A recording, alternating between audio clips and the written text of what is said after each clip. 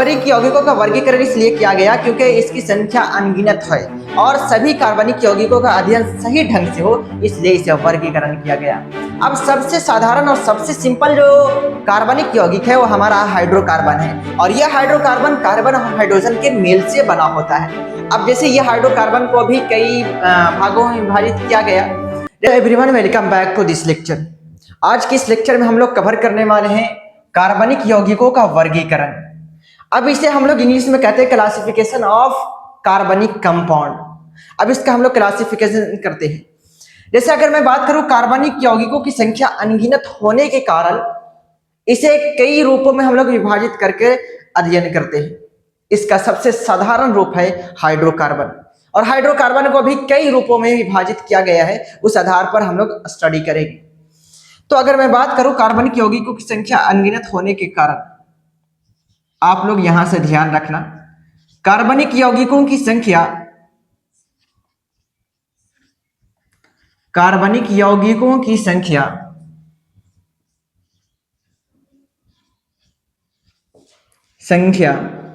अनगिनत होने के कारण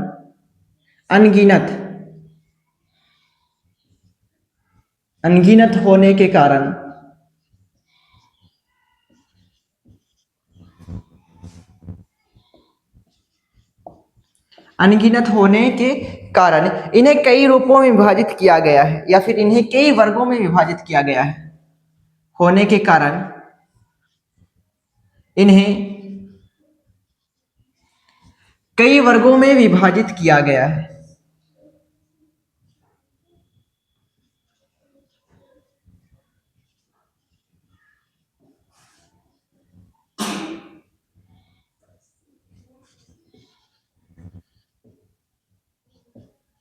अब सवाल उठता है कि कार्बनिक यौगिकों को कई वर्गों में विभाजित करने का क्या मकसद रहा।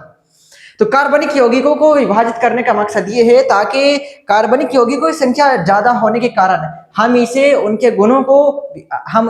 कार्बनिक यौगिक को विभाजित कर उनके गुणों को अलग अलग तरीके से काफी बेस्ट से स्टडी कर सके।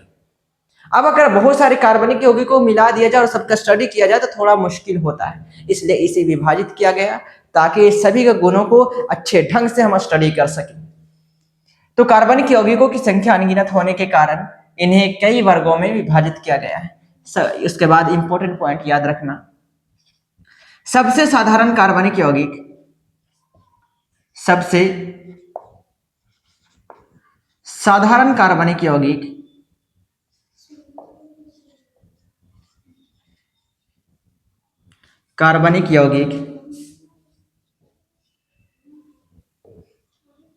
हाइड्रोकार्बन है। अब सवाल उठना चाहिए कि हाइड्रोकार्बन क्या होता है। सबसे साधारण कार्बनिक यौगिक हाइड्रोकार्बन है, हाइड्रोकार्बन होता है, ऐसे भी आप लिख सकते हैं। तो सबसे साधारण कार्बनिक यौगिक हाइड्रोकार्बन होता है। सवाल उठता है कि हाइड्रोकार्बन होता क्या है।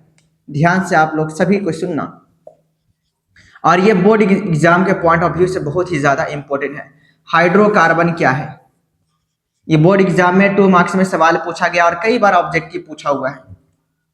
हाइड्रोकार्बन, इस हाइड्रोकार्बन को हम लोग इंग्लिश में भी कहते हैं हाइड्रोकार्बन।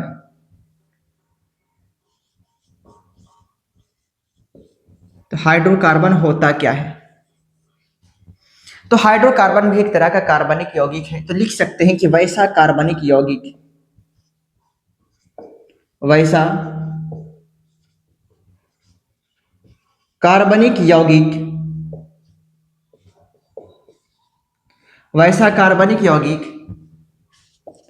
जो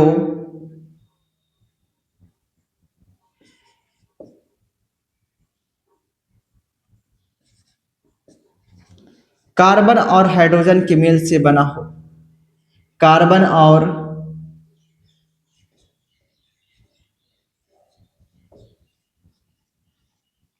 हाइड्रोजन के मेल से बना हो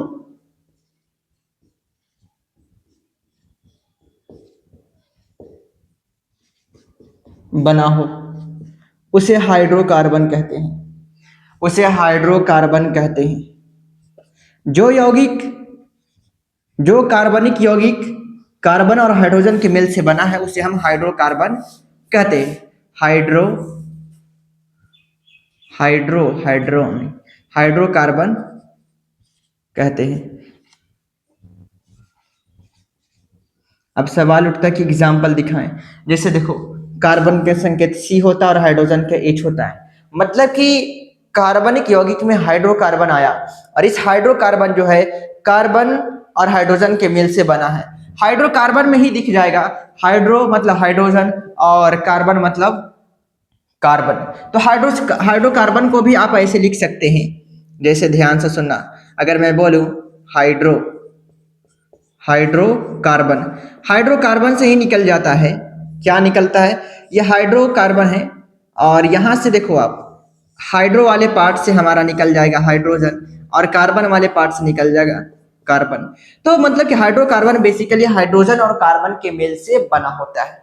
अब देखो, हाइड्रोजन और कार्बन के बीच सिंगल बॉन्ड भी हो सकता है, डबल बॉन्ड भी हो सकता है, ट्रिपल बॉन्ड भी हो सकता है, स्ट्रक्चर खुली श्रृंखला वाला भी हो सकता है, बंद श्रृंखला वाला भी हो सकता है, एरोमेटिक वाला भी हो सकता है, एलिसाइक्लिक वाला भी हो सकता है, और एलिफैटिक वाला भी हो सकता है। तो ये सारे सारे के सारे हाइड्रोकार्बन में आते हैं। अब यहाँ पर देखो, इसका अगर एग्जाम्पल की मैं बात करूं, उदाहरण भी इंपॉर्टेंट है। अगर बोर्ड एग्जाम में पूछेगा सवाल कि हाइड्रोकार्बन क्या है, हाइड्रोकार्बन क्या है, एग्जाम्पल सहित लिखे। हाइड्रोकार्बन क्या है? तो कहेंगे कि हाइड्रोकार्बन एक तरह का हमारा कार्बनिक यौगिक है। हाइड्रोकार्बन एक तरह का हमारा कार्बनिक यौगिक है जो कार्बन और हाइड्रोजन के मिल से बना होता है, उसे हाइड्रोकार्बन कहते हैं। एग्जाम्पल क्या आएगा?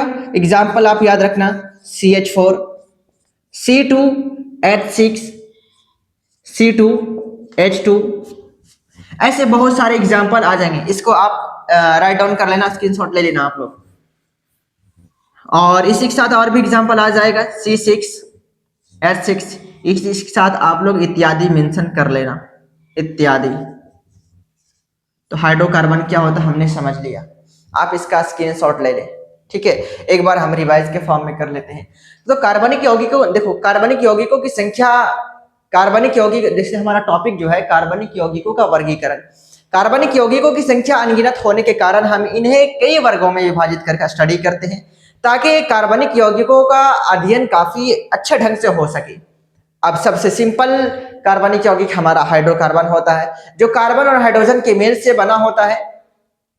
और ये जो हाइड्रोकार्बन है, इसका भी कई example CH4, C2H6, C2H2, C6H6, ऐसे कई कार्बनिक यौगिक है जिसमें हाइड्रोकार्बन में देखने को मिलेगा carbon hydrogen carbon hydrogen carbon hydrogen carbon hydrogen. ऐसे बहुत सारे कार्बनिक यौगिक में हाइड्रोकार्बन का एग्जाम्पल देखने को मिल सकता है।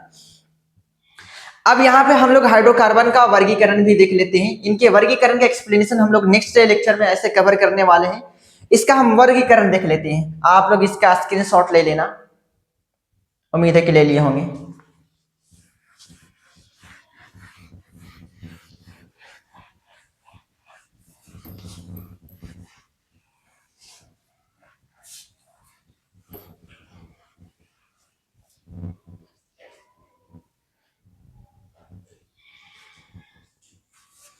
देखो ध्यान से सुनना, हम कौन सा टॉपिक को कवर कर रहे हैं? Hydrocarbon, hydrocarbon. चलो हम इसको बाद में लिखेंगे। यहां पे पहली बात है श्रृंखला के आधार पर, श्रृंखला के आधार पर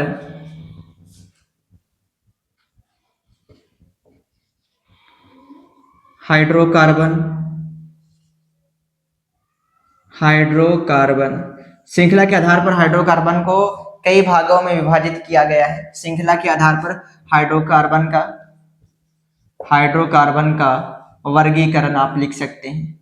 हाइड्रोकार्बन का वर्गीकरण देखो, एक होते हैं खुली श्रृंखला, एक होता है बंद श्रृंखला, एक होता है कि एक बॉन्ड के बाद अगला बॉन्ड चेंज, फिर अगला बॉन्ड चेंज, इस तरह से चेंजिंग आता है। तो यहाँ पर मैं बेसिकली लिख देता हूं कि हाइड्रोकार्बन में, याद रखना, हाइड्रोकार्बन। और इस हाइड्रोकार्बन को हम लोग जानते हैं कि हाइड्रोकार्बन हाइड्रोजन और कार्बन के मेल से बना हुआ है। Hydro that denote hydrogen, carbon that denote carbon. ये हमारा हाइड्रोकार्बन है। अब इस हाइड्रोकार्बन को देखो हम लोग 3 पार्ट में विभाजित करेंगे।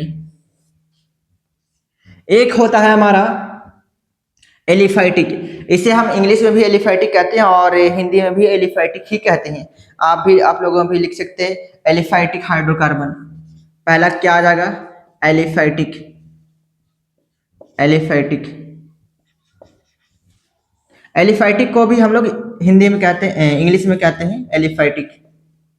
और ये हमारा एक हाइड्रोकार्बन का ही पार्ट में आता है। दूसरे है एलिसाइक्लिक। Alicyclic hydrocarbon. अब इसी के साथ अगर हम आगे बढ़ें, देखो इसे हम इंग्लिश में भी कहते हैं एलिसाइक्लिक हाइड्रोकार्बन। अब उसके बाद है एरोमेटिक हाइड्रोकार्बन। एरोमेटिक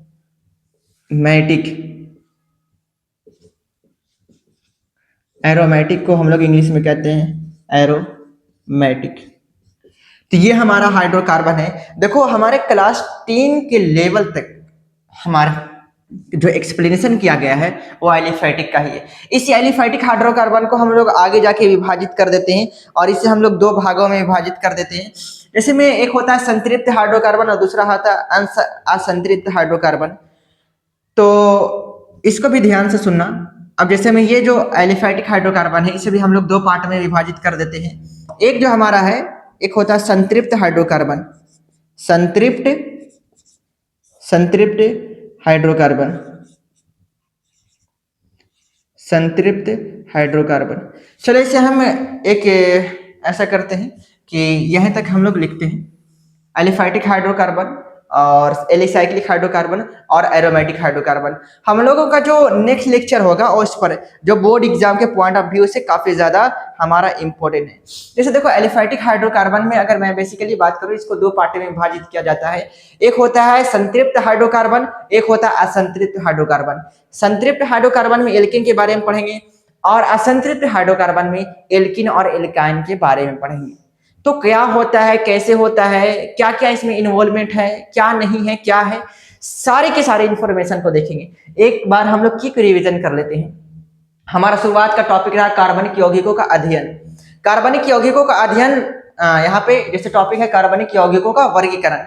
कार्बनिक यौगिकों का वर्गीकरण इसलिए किया गया क्योंकि इसकी संख्या अनगिनत है और सभी कार्बनिक यौगिकों का अध्ययन सही ढंग से हो, इसलिए इसे वर्गीकरण किया गया। अब सबसे साधारण और सबसे सिंपल जो कार्बनिक यौगिक है वो हमारा हाइड्रोकार्बन है और यह हाइड्रोकार्बन कार्बन और हाइड्रोजन के मेल से बना होता है। अब जैसे यह हाइड्रोकार्बन को भी कई भागों में विभाजित किया गया।